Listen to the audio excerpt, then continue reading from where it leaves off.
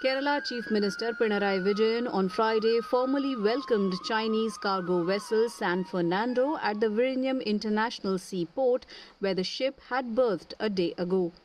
The international port is being developed by Adani Ports and Special Economic Zone Limited, or APSEZ, India's largest port developer. ഒരു trial run ആണെങ്കിലും വിഴിഞ്ഞം തുറമുഖത്തിന്റെ operation ഇതോടെ ആരംഭിക്കുകയാണ്.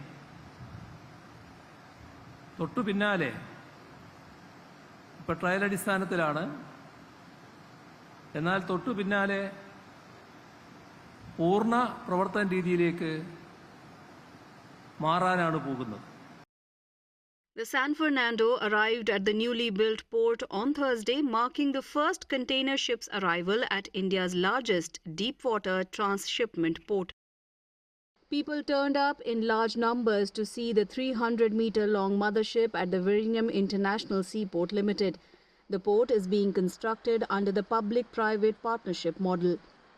The total investment for the Vizhinjam port is around 8,867 crore rupees.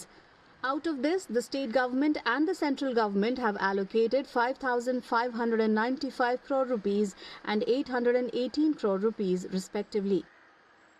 I would like to congratulate